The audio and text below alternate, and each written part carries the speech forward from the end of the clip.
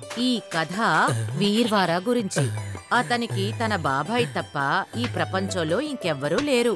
కానీ అతని బాబాయ్ హాతీ సింగ్, అతను పేరుకు మాత్రమే బాబాయ్. నిజానికి అతను శత్రువుల కంటే దారుణమైన వాడు. ఆ వ్యక్తి కోరికేమిటంటే వీర్వరాకి ఏదో ఒక సమస్య తెచ్చిపెట్టి తన ఇంట్లోంచి అతన్ని బయటికి గెంటేస్తే అతని ఆస్తి మొత్తం ఇతనికి దక్కుతుంది అని. హాతీ బాబాయ్, నా ఇంటి తలుపు తెరిచింది, కొంచెం చూసుకోండి, నేను ఇప్పుడే వచ్చేస్తాను. వెళ్ళు బాబు వెళ్ళు. నేను నీకిచ్చే సమస్యలో ఈ ఇంటి నుంచి పారిపోతావు టడకు టడకు అని.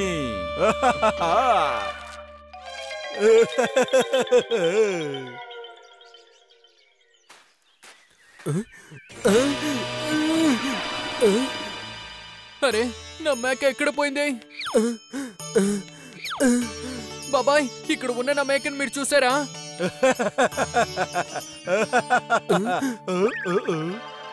అది ఏ అడవి వైపో వెళ్ళుంటుంది. అతను తన మొదటి అనుభవంతోనే తెలుసుకున్నాడు. అదేమిటంటే ఈ పనిని తన బాబాయ్ అయిన హాతీ సింగే చేశాడు అని.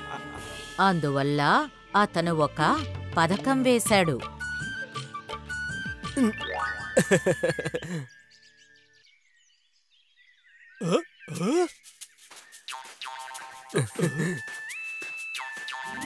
బాబు, ఈ సంచిలో ఏముంది? బాబాయ్, కనపడకుండా పోయిన నా మేకని కష్టపడి కనిపెట్టాను. నాకు డబ్బు అవసరం ఉంది, అందుకే నగరానికి తీసుకెళ్లి దాన్ని అమ్మేశాను. దానికి బదులుగా నాకు 4 సంచుల్లో డబ్బులు దొరికాయి. అడవి వైపు తరివేసిన మేక దొరికేసిందా? ఆ తర్వాత ఒక మేక బదులుగా 4 సంచులు డబ్బా? భలే, ఇది నిజంగా చాలా మంచి విషయం. ఇక్కడ తక్కువ వెలకి కొంటాను, ఆ తర్వాత అక్కడికి వెళ్లి ఎక్కువ వెలకి అమ్మేస్తాను. టడకు టడకు. హాతీ సింగ్ వీర్వరా చెప్పింది నమ్మి గ్రామంలోని 30-35 మేకలను కొనుగోలు చేసి నగరానికి తీసుకువెళ్లాడు. అతను కొన్నదానికంటే కాస్త తక్కువే వచ్చింది. అది చూసి అతను కోపంతో ఊగిపోయాడు. వాడు నన్ను మోసం చేశాడు. వాడిని నేను ఊరికే వదిలిపెట్టను.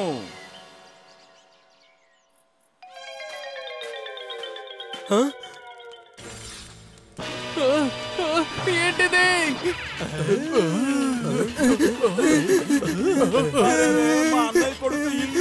అసలు ఇదంతా ఎలా జరిగింది?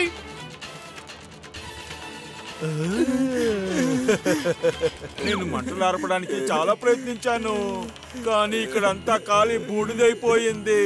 గడగడ గడగడ అని ఇల్లు కాలిపోవడంతో వీర్వరా చాలా ఏడ్చాడు. ఈ సంఘటన జరిగిన తర్వాత వీర్వరా ఆ గ్రామం నుంచి వెళ్ళిపోవాలని నిర్ణయించుకొని తన ఇంటి బూడిదని తీసుకొని అక్కడి నుంచి బయలుదేరాడు.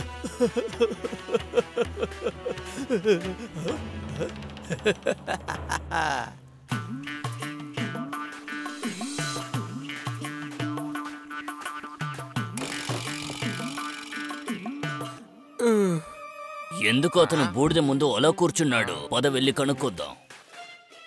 ఏంటి బాబు విషయం? ఇంతకు ముందు నిన్ను ఇక్కడ ఎప్పుడూ చూడలేదే. నువ్వు ఈ బూడిద ముందు ఎందుకు ఇలా కూర్చున్నావు?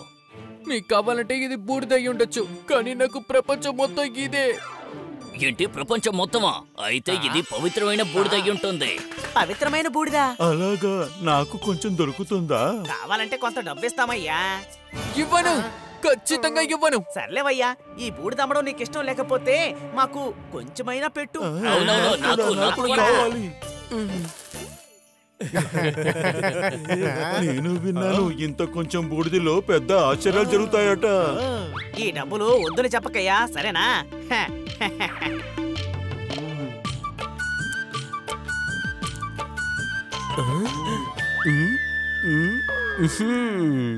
ఇప్పుడు వీర్వరాని ఒక పెద్ద సాధువు అనుకొని అతని చేతి నుంచి కాస్త బూడిద తీసుకోవడానికి అక్కడికి జనాలు చేరారు. తర్వాత బూడిదకు బదులుగా జనం వీర్వరాకి చాలా బంగారు నాణాలు ఇచ్చారు. ఇప్పుడు వీర్వరా దగ్గర బూడిదకు బదులుగా డబ్బులు, నాణేలు చేరాయి. అవి తీసుకొని అతను మళ్ళీ తన గ్రామానికి తిరిగొచ్చాడు. అక్కడ అతను చెప్పింది విని అతని బాబాయ్ హాతీ సింగ్ ఎంతో ఆశ్చర్యపోయాడు.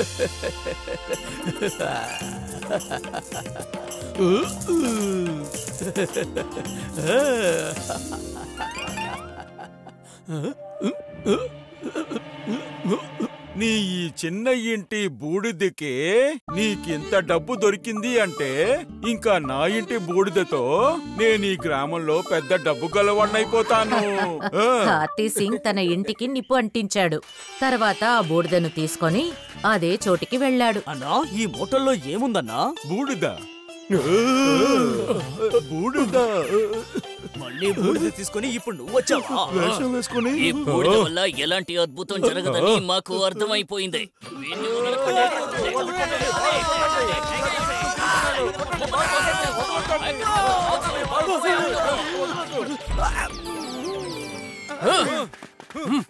మళ్ళీ నన్ను మోసం చేసావా? ఈసారి ఆ వీర్వర్ని ఒక దారి చేయబోతున్నాను. నిన్ను నేను ఊరికే వదిలిపెట్టను. టడకు టడకు. కొన్ని రోజుల తర్వాత హాతీ సింగ్ తను చేసిన తప్పుకి ప్రాయశ్చిత్తం చేయాలని నాటకమాడి వీర్వరాతో నడుచుకుంటూ వెళ్దామని చెరువు దగ్గరికి తీసుకువెళ్ళాడు. అదుగు అలా చూడు, జలదేవత ఎక్కడ?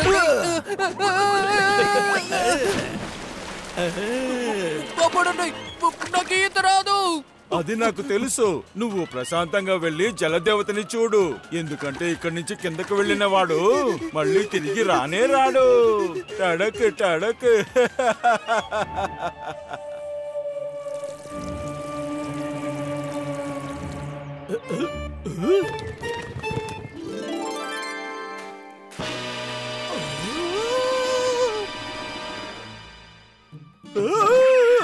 వీర్వరా నువ్వా? ఇంకా తన్నెవరు? యువరాణి, బాబయ్య దగ్గర మీరు ఆశీర్వాదం తీసుకోండి. నమస్కారం బాబాయ్ గారు. యువరాణినా? ఏంటిదంతా? నేనే చెప్పాను కదా యువరాణి, నా బాబయ్య బాగా అమాయకుడు అని. ఈయనని నీళ్ళల్లో తోసినందుకు మీకు చాలా కృతజ్ఞతలు. మీకొక విషయం తెలీదు, మీరు నేను నీళ్ళల్లో తోసినందువల్ల నా జీవితమే మారిపోయింది. నేనా?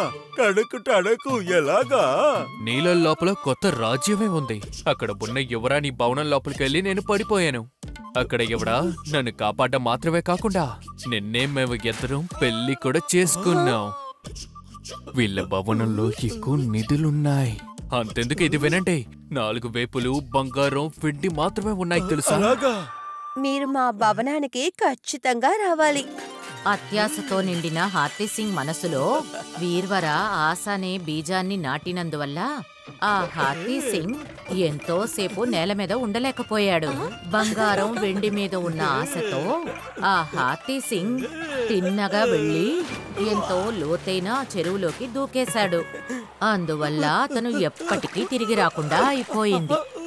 అరే బాబాయ్, త్వరగా వెళ్ళండి, నిధులు మీకోసం వేచి ఉంది. ఎక్కడుంది? నా ప్రాణాన్ని కాపాడి ఇక యువరాణిలాగా వేషం వేసి నా దారిలో ఉన్న ఇబ్బందిని తొలగొట్టినందుకు మీకు చాలా ధన్యవాదాలు. ఇలా చదవకుండా ఉంటే బావిలోని కప్పలా ఉండిపోవాల్సిందే. చిన్నప్పటి నుంచే గోపాల్ తన తండ్రి నుంచి ఇదే వింటూ వచ్చాడు. ఎందుకంటే గోపాల్కి చదువు మీద అసలు శ్రద్ధే ఉండేది కాదు. అందుకే తను మిగతా పిల్లల కంటే చదువు విషయంలో చాలా వెనకుండేవాడు.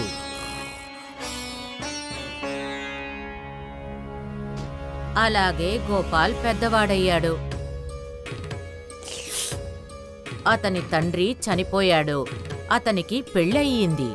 కాని అతనికి చదవడం రాదు. ఆ కారణం చేత అతనికి ఏ పని దొరకలేదు.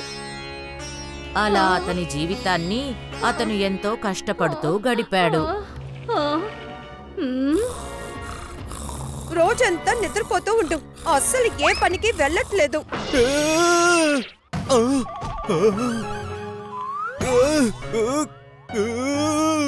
అరే ఏం జరుగుతుంది ఇక్కడ? ఏదో ఒక ఉద్యోగానికి వెళ్ళి కాస్తైనా నువ్వు డబ్బులు సంపాదించొచ్చుగా. ఇంటికి కావాల్సిన ఉప్పు పప్పులైనా కొనొచ్చుగా. పని చెయ్యాలా? కానీ ఏం పని? రాజా విద్యాధర్ గారికి కవితలంటే చాలా ఇష్టమని నేను విన్నాను. ఆయనకి ఎవరు కవితలైనా నచ్చేసాయంటే వాళ్ళకి బహుమతులు ఇస్తారంట. నువ్వు కూడా బాగా ఆలోచించి రాసి రాజుగారికి కవితలు చెప్పేసి రావచ్చుగా. ఒకవేళ నీ కవితలు ఆయనకి నచ్చడానికి అవకాశం ఉంది. కవిత? అది కూడా నేనా? తనతో మాట్లాడడం కంటే కవిత రాయడమే చాలా మంచిది. అలా అయితే సరే సరే, నేను ప్రయత్నిస్తాను. మరుసటి రోజు ఉదయం గోపాల్ స్నానం చేసి కవిత రాయడానికి ఓ చెట్టు కింద కూర్చున్నాడు. కాని అతను అసలు చదువుకోలేదు. అందువల్ల అతని మెదడికి కవితేంటి ఒక మాట కూడా తట్టలేదు. అప్పుడే అతని దృష్టి పొలంలో ఉన్న ఒక పంది మీద పడింది. ఆ పంది తన వీపుని ఒక చెట్టుకేసి రుద్దుతూ ఉంది. అది చూసి గోపాల్ చెప్పడం మొదలుపెట్టాడు. ఇంతలా నువ్వు గోక్కుంటూ ఉన్నావంటే నీ ప్రాణాలకి ప్రమాదం రావచ్చు. ఆహాహాహా, ఎంతటి చక్కటి కవిత! ఇంతలా గోక్కుంటూ ఉన్నావంటే ప్రాణాలకే ప్రమాదం రావచ్చు. ఈ కవిత మహారాజు గారికి ఖచ్చితంగా నచ్చుతుంది. ఆ తర్వాత ఈ మాటల్ని కవిత అనుకుని ఒక ఆకు మీద రాశాడు. నేనిప్పుడు ఈ కవితను తీసుకెళ్లి మహారాజు గారికి చదివి వినిపిస్తాను.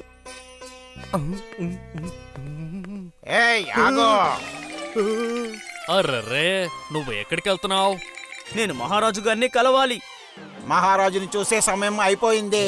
ఇప్పుడు ఆయన విశ్రాంతి తీసుకుంటున్నారు.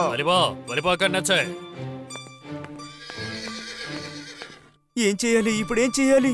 ఈ కవిత చెప్పకుండా నేను ఇంటికి తిరిగి వెళితే నా భార్య నన్ను బాగా తిడుతుంది. ఇప్పుడు నేను ఏదో ఒకటి చెయ్యాలి. నేను మహారాజు గారికి చెప్పడానికి ఒక ముఖ్యమైన వార్త తీసుకొచ్చాను. ఎలాగైనా ఈ వార్తను ఆయనకి చేరేలా చూడండి. కాపలాదారుడు గోపాల్ మాటలు విని నిద్రపోతున్న రాజుగారి పక్కన ఆకుని పెట్టి వెళ్ళాడు. ఉదయం రాజుగారు లేచారు. అప్పుడు జుత్తు కత్తిరించే వ్యక్తి వచ్చాడు. రాజుగారికి జుత్తు కత్తిరించడానికి కత్తి పదునుగా ఉండడం కోసం దాన్ని రాయి మీద రుద్దాడు. అప్పుడు రాజుగారి దృష్టి ఆ ఆకు మీద పడింది. అప్పుడు అతను దాన్ని తీసి చదివాడు. ఇంతలా గోకుతూ ఉంటే ప్రాణాలకి ప్రమాదం వస్తుంది. ఇదేదో రహస్యమైన సమాచారం అనుకుంటాను. ఈ దుర్మార్గుడు నన్ను చంపడం కోసమే ఆ కత్తిని పదును చేస్తున్నాడు. వెంటనే వాణ్ణి బంధించండి. వాడు నన్ను చంపడానికి వచ్చాడు. మహారాజా, నన్ను క్షమించండి. పక్క దేశం రాజాకి ఇలా చెప్పడం వల్లే నేను ఇలా చేశాను. గోపాల్ని దర్బారుకి తీసుకొచ్చారు. అవును, ఎవరు నువ్వు? ఆ దుర్మార్గుడు నా ప్రాణాల్ని తీయడానికి వచ్చాడన్న విషయం ముందే నీకెలా తెలిసింది? అది మహారాజా, అది నేను. నీకు సోది చెప్పే అలవాటుందనుకుంటాను.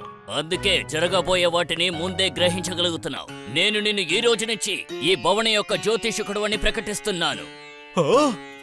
గోపాల్ దేని గురించి ఆలోచించకుండా రాజు చెప్పిందానికి ఒప్పుకున్నాడు. కాని అబద్ధం అనేది ఇవాళ కాకపోయినా రేపైనా తన రంగుని బయట పెడుతుంది. కొన్ని రోజుల తర్వాత మహారాణి కేత్కీకి ఎంతో నచ్చిన విలువైన నెక్లెస్ ని ఎవరో దొంగిలించారు. మహారాజా, నాకు నచ్చిన నగలు ఎవరో దొంగిలించారు. నువ్వు దిగులు పడకు. ఏదో ఒకటి చేసి ఆ నగని తిరిగి తీసుకువస్తాను. వీరుళ్ళారా, వెళ్ళి గోపాల్ని తీసుకురండి. మహారాజా, మీరు నన్ను రమ్మన్నారా? గోపాల్, నీ జ్యోతిషాన్ని ఉపయోగించి ఎలా నన్ను కాపాడేవో అదే విధంగా అదే కళని ఉపయోగించి మహారాణి నగల్ని ఎవరు దొంగిలించారో కనిపెట్టాలి. అరే, నా భార్య మాటలు విని నేను బాగా ఇరుక్కుపోయానే. ఏంటి ఆలోచిస్తున్నావు? అది మహారాజా, నా జ్యోతిష కళలు నేను ఒంటరిగా ఉన్నప్పుడే పనిచేస్తుంటాయి. నేను ఒంటరిగా వెళ్లి నా జ్యోతిష కళతో ఆ దొంగ ఎవరో కనిపెట్టొస్తాను. గోపాల్ తన వలలో తనే చిక్కుకున్నాడు. ఎందుకంటే అతనికి జ్యోతిష్యం అస్సలు తెలీదు. అతను ఒంటరిగా తన భార్యని తిట్టడం మొదలుపెట్టాడు. ఎందుకంటే ఇదంతా తన వల్లే కదా జరిగింది. నీ వల్ల మీ భర్త ఈ రోజు సమస్యలో ఇరుక్కుపోయాడు. ఈ రోజు మహారాజు గారి నుండి నన్ను ఎవరూ కాపాడలేరు. మహారాణి దాసి గోపాల్ చెప్పింది విని భయపడిపోయింది. ఎందుకంటే తనే కదా తన భర్తతో కలిసి మహారాణి నెక్లెస్ ను దొంగిలించింది. దయచేసి మమ్మల్ని క్షమించండి అయ్యగారు. అత్యాశతో ఆ నెక్లెస్ ని మేమే దొంగిలించాం. ఆ నెక్లెస్ ఉన్న చోట మేము చెప్పేస్తాం. దయచేసి మహారాజు గారి దగ్గర ఏమీ చెప్పకండి. ఆ తర్వాత ఆయన మాకు ఉరిశిక్ష వేసేస్తారు. సరే, ఈసారి నేను క్షమించి వదిలేస్తున్నాను. వెళ్ళండి, వెళ్ళి ఆ నగలన్నిటినీ కోట వెనకాల ఉన్న చెట్టు కింద బాగాన పెట్టేయండి. అమ్మయ్యా, తప్పించుకున్నాను రా స్వామి. మహారాజా వర్ధిల్లాలి. మహారాజా, నేను ఆ నగల్ని కనిపెట్టాను. అవి మన అంతఃపురం వెనకనున్న చెట్టు కింద బాగాన ఉన్నాయి. నేను కాపలాదారుల్ని పంపించాను. మహారాజా, గోపాల్ చెప్పేది నిజమే. ఇదిగో మహారాణి నగలో. అద్భుతం గోపాల్, అద్భుతం. నువ్వు ఒక అద్భుతమైన జ్యోతిషకుడు అని నిరూపించావు. అదృష్టవశాత్తు గోపాల్ మళ్ళీ తప్పించుకున్నాడు. కానీ ఇప్పుడు అతనికి కష్టాలు ఇంకా పెరగసాగాయి. ఎందుకంటే అతని జ్యోతిష్యం కళ్ళ గురించి చుట్టుపక్కల ఉన్న రాజ్యాల్లో కూడా మాట్లాడసాగారు. మహారాజా, నన్ను మహారాజు హేమబిందు గారు పంపించారు. మేం విన్నాము, మీ జ్యోతిష్కుడు గోపాల్ చాలా పెద్ద జ్ఞాని అంట కదా. మా మహారాజు గారు దాన్ని నిరూపించాలనుకుంటున్నారు. అందుకే ఆయన నన్ను పంపించారు. మీరు విన్నది నిజమే. ఏం తెలుసుకోవాలనుకుంటున్నారో చెప్పండి. అలా గోపాల్ జ్యోతిష్యంతో ఈ పెట్టి లోపల ఏముందో అని తన్ని చెబితే నేను తన కళ నిజమని ఒప్పుకుంటాను. తప్పకుండా గోపాల్. గోపాల్ మళ్ళీ ఒకసారి ఇరుక్కున్నాడు. అప్పుడే అతనికి తన తండ్రి చెప్పిన మాటలు గుర్తుకొచ్చాయి. నాన్నగారు చెప్పింది నిజమే. నేను బావిలో ఉన్న కప్పలాంటి వాడిని. గోపాల్ చెప్పింది అక్కడ ఉన్న ఎవరికీ అర్థం కాలేదు, ఆ మంత్రికి తప్ప. ఎందుకంటే ఆ పెట్టెని తెరిచి చూస్తే నిజంగానే అందులో కప్ప కనిపించింది. మీరు నిజంగానే చాలా పెద్ద జోషులే. ఈ పెట్టెలో ఉండింది కప్పే. ఈ విషయం నాకు మాత్రమే తెలుసు. గోపాల్ అదృష్టవశాత్తు మళ్ళీ తప్పించుకున్నాడు. కాని అతనికి తెలుసు ఈ ఆట ఎన్నాళ్ళో సాగదు అని. అందుకని అతను ఇందులోంచి విడిపించుకోవడానికి దారే ఉందా అని ఆలోచించాడు. మహారాజా, నేను నా జ్యోతిష కళని బయట పెట్టుకోవడానికి 3 అవకాశాలు మాత్రమే ఉన్నాయి. నా ఆ 3 అవకాశాలని మీకు సేవ చేయడం కోసం ఉపయోగించాను. అందుకని నేను మిమ్మల్ని కోరుకుంటుంది ఏంటంటే, దయచేసి నన్ను ఈ పదవి నుండి తీసేయండి. ఇక నుండి నేను ఓ మామూలు జీవితం జీవించాలనుకుంటున్నాను.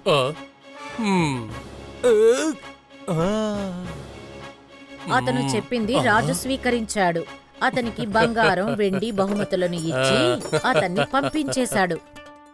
రాబోయే దీపావళి కోసం ప్రజలు తీపి పదార్థాలు చేస్తూ ఉన్నారు. కాని రూప మాత్రం చెయ్యలేదు. రూప ఒక అనాథ పిల్ల. తనకంటూ బంధువులెవరూ లేరు. ఆ గ్రామ ప్రజలే తన కుటుంబీకులు. ఏంటమ్మా రూపా, ఎందుకని లోపలున్నావు? బయటికి రా, తీపి పదార్థాలు తిందు. నీకెవరు పిండి వంటకాలు పెట్టలేదా? ఎవరిస్తారో చెప్పు. పాప మా పిల్లకి అమ్మా నాన్న లేరు, ఇంకా బంధువులు కూడా లేరు.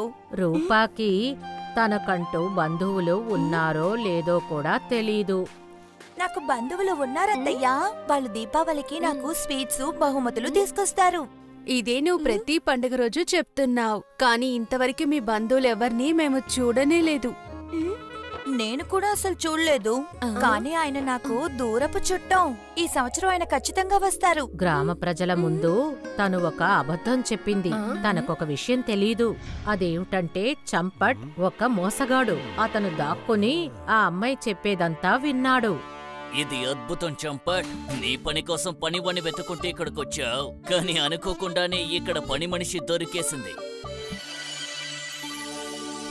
రూపా, నా బంగారం, ఎదిగిపోయావు తల్లి. నేను చూసినప్పుడు చిన్న పిల్లవి. నన్ను మన్నించు తల్లి. ఎన్నేళ్లుగా నువ్వు ఒంటరిగా బతికేసా. కానీ కోద్దు, నేనొచ్చేసాను కదా. నీ బాబాయ్తో పాటు నువ్వు వచ్చేసా. ఇక నువ్వు ఒంటరిగా ఉండాల్సిన అవసరం లేదు. రూపాకి ఏం చేయాలో అర్థం కాలేదు, వెళ్ళాలా లేదా అని. ఏంటి ఆలోచిస్తున్నావు రూపా? నువ్వు చాలా కష్టాలు పడ్డావు. ఇక చాలు, నువ్వు వెళ్ళి మీ బాబాయ్తో సంతోషంగా జీవించు. నిజంగా ఈ బాబాయ్ ఎక్కడి నుంచి వచ్చుంటారు? కానీ మాట్లాడటం చూస్తే నాకు నిజమైన బాబాయ్ లాగే అనిపిస్తోంది. రూపా తను అబద్ధం చెప్పినట్టు తెలియకూడదని చంపట్తో తను వెళ్ళడానికి నిశ్చయించుకుంది. ఈ కొత్తగా వచ్చిన చిన్నాన్న తీయటి మాటలకి రూప మైమర్చిపోయింది. అంటే చంపట్ చెప్పిన ప్రతి మాటని నమ్మసాగింది. తను తిన్నగా చంపటి ఇంటికి వెళ్ళిపోయింది. చాలు చాలు, ఇక నా వల్ల కాదు. ఇదిగో నీ మూటని తీసుకో.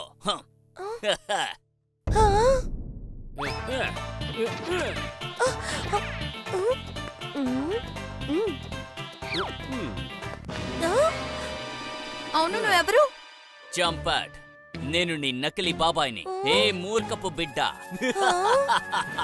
ఇక నుంచి నువ్వు ఇక్కడే ఉండాలి. అన్ని పనులు ఇక నువ్వే చెయ్యాలి. ఇక నుంచి తప్పించుకుని వెళ్ళిపోదావనుకోకు. వెళ్ళి పని చెయ్యి. తర్వాత నువ్వు మా అమ్మని జాగ్రత్తగా చూసుకో. ఆవిడికి వినిపించదు, కళ్ళు కనిపించదు. ఇదంతా చూశాక రూపాకి అర్థమైంది తను పెద్ద తప్పు చేసిందని, తెలియని ఒక వ్యక్తిని నమ్మింది అని. కాని రూపా చాలా ధైర్యవంతురాలు. అక్కడ్నించి పారిపోవాలని నిర్ణయించుకొని తర్వాత ఒక పథకం వేసింది. ప్రయాణం చేసి రావడం వల్ల నేను చాలా అలసిపోయాను. నేను కాస్త విశ్రాంతి తీసుకుంటాను, తర్వాత పనులన్నీ చేస్తాను.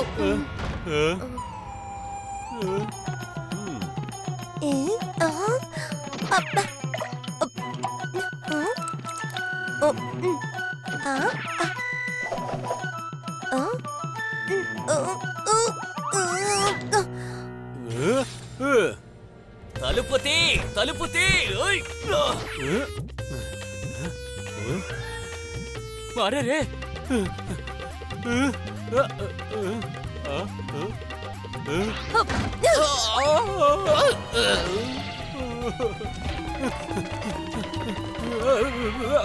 అరే, తను ఎక్కడికెళ్ళింది?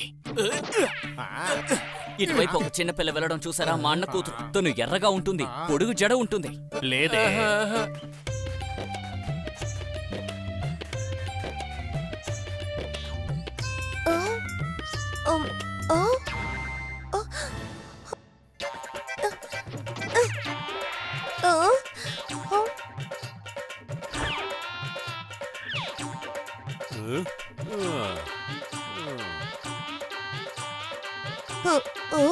ఇక్కడ ఊరికే నిలబడ్డానికి అనుమతి లేదు. ఇది ధర్మస్థలం కాదు. ఏదైనా పని చేస్తావా చెప్పు. అవునవును, పనే కావాలి. నువ్వు ఇక్కడే నిలబడు. ఎవరైనా దారిన వెళ్లేవాళ్ళు వస్తే వాళ్ళకి గది చూపించు. ఎంతమందిని నువ్వు చూపిస్తావో అన్ని బంగారు నాణేలు దొరుకుతాయి. సరే సెడ్జీ.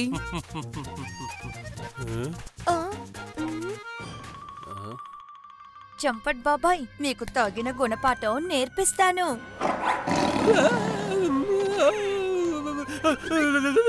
అరే బాబాయ్, ఏమైంది? సింహమా? మాకిక్కడ అవన్నీ అలవాటైపోయాయి. నేను చెప్పేది విని మీరు ఇక్కడే ఉండిపోండి. సింహానికేంటి, దానికి కావాల్సిన ఎర కావాలి అంతే.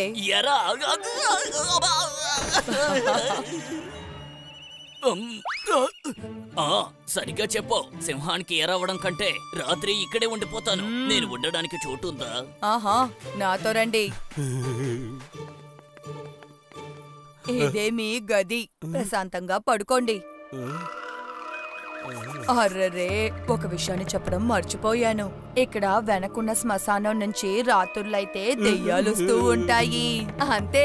కానీ భయపడద్దు. అవి చూడ్డానికి భయంగా ఉంటాయి, కానీ అవి ఖచ్చితంగా భయపెట్టావు. ఏంటి, దెయ్యమా?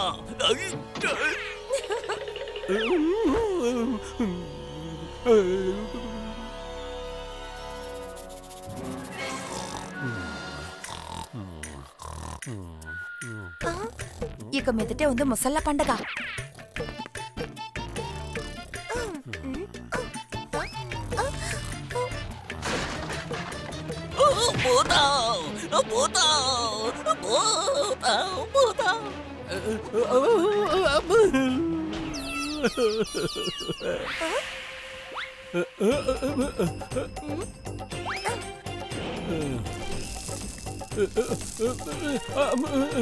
అరే ఏంటే జారుతోంది?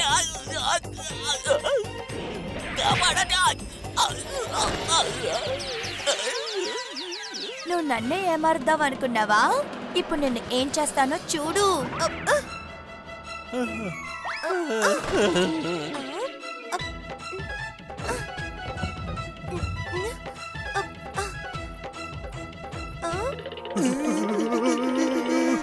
ఆగండి ఆగండి, అన్నయ్య కొంచెం సాయం చేస్తారా? ఈ పెట్టిని నేను అసలు ఎత్తలేకపోతున్నాను. కానీ అందులో అంతగా ఏముంది ఎత్తలేనంటున్నావు? నేనేమని చెప్పను. నేనొక పెళ్లికి వెళ్లి తీరాలి. అక్కడికి కావాల్సిన బట్టలు నగలు అన్నీ ఈ పెట్లోనే ఉన్నాయి. నేను సమయానికి అక్కడికి చేరుకోకపోతే మొత్తం తలకిందులైపోతుంది. అన్నయ్య ముంగి, దొంగతనం చేయాల్సిన సమయం వచ్చేసింది. ఈ అవకాశాన్ని కనుక వదులుకున్నాము మనం దొంగలని చెప్పుకోవడంలో అర్థం ఉండదు. నువ్వు చాలా సరిగ్గా చెప్పవు చుంగి. తప్పకుండా, కానీ కొంచెం తాగడానికి నీళ్ళివ్వమ్మా. ఇదిగో తీసుకొస్తాను. రూప నీళ్లు తీసుకురావడానికి లోపలికి వెళ్ళింది. ముంగి చుంగి వెంటనే ఆ పెట్టెను ఎత్తి అక్కడి నుంచి పారిపోయారు. రూప ఇప్పుడు బయటకొచ్చింది. తర్వాత నవ్వింది. అప్పుడే వెనక నుంచి లాల్చంద్ బాల్చంద్ అక్కడికి వచ్చారు. అమ్మాయి, మేము ఇద్దరు దొంగల్ని తరుముకుంటూ వచ్చాం. వాళ్ళకి ఇటువైపు ఏదైనా వచ్చారా? అవునవును, అటువైపే వెళ్లారు. వాళ్ళు నా పెట్టెని కూడా ఎత్తుకు వెళ్ళిపోయారు. ఈ దొంగోళ్ళున్నారే. వాళ్ళని పట్టుకో.